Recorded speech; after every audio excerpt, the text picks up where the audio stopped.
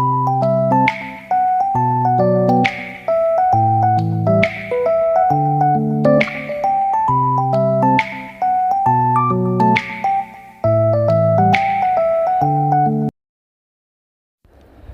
Friends, இப்போது நான் நிற்கிறது ஷான்பத்து என்ற கிராமம்தான்.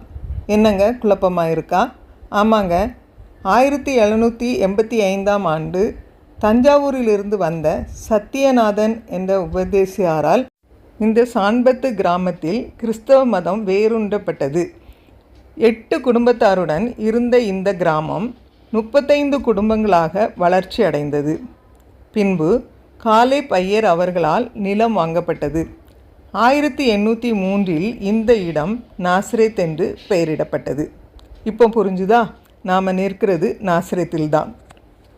1803இல் முதல் ஆலயம் களிமண்ணால் கட்டி ஆரம்பிக்கப்பட்டது. இந்த ஆலயம் 1829ஆம் ஆண்டு வரை இருந்தது. இதுதான் தூய யோவான் பேராலயத்தின் ஆரம்பம். 1829ஆம் ஆண்டில் ரோஷன் ஐயர் அவர்கள் காலத்தில் இதை இடித்து புது ஆலயம் 1830இல் பிரதிஷ்டை நடத்தப்பட்டது. 1876ஆம் ஆண்டு கனம் ஸ்டார்ச்சன் ஐயர் அவர்கள் நாசரத்தில் பொறுப்பேற்ற போது நாசரேத் தேவாலயம் சற்று விரிவாக்கம் செய்யப்பட்டது. பின் 1884ஆம் ஆண்டு ஆகஸ்ட் 14ஆம் நாள் கனம் மர்கஷியஸ் ஐயர் அவர்கள் நாசரேத் தேவாலய பின்பாக விரிவாக்கத்தை திறமையாக செய்து முடித்தார். கனம் சிஜி ஸ்டேப்லி ஐயர் அவர்கள் பணிப்பொறுப்பில் இருந்தபோது கனம் மர்கஷியஸ் ஐயர் அவர்கள் நினைவாக தற்போதைய புதிய ஆலயத்தை கட்ட நாசரேத் சபை கமிட்டி தீர்மானித்தது. அதன்படி வெஸ்டன் ஐயர் லண்டனிலிருந்து புகழ்பெற்ற கட்டிடக்கலை நிபுணரான வாட்கின்ஸ் அவர்களிடமிருந்து ஆலய கட்டிட பிளான் தயாரித்து பெறப்பட்டது. பின் 1920ஆம் ஆண்டு ஜூன் மாதம் பழைய ஆலயம் இடிக்கப்பட்டு புதிய ஆலயம் கட்டி முடிக்கும் வரை ஆலயத்தின் முன் காணப்படும் மைதானத்தில் ஓலை வேயப்பட்ட தற்காலிக ஆலய பிரதிஷ்டை செய்யப்பட்டு புதிய ஆலய அஸ்திபார ஆராதனையும் நடத்தப்பட்டது.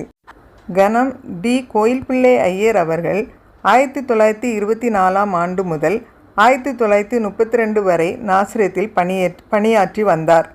கனம் ஸ்டேப்லி ஐயர் அவர்களால் அஸ்திபாரம் போடப்பட்ட ஆலயத்தின் பணி கனம் டி கோயில்பிள்ளை அவர்களின் காலத்தில் சிறப்பாய் நடந்து முடிந்தது.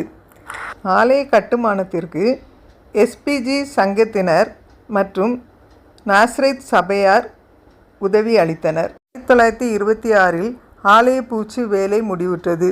ஆலய வேலை முழுமையாக பூர்த்தியானதால் 12/3/1928இல் ஆலய பிரதிஷ்டை செய்யப்பட்டது.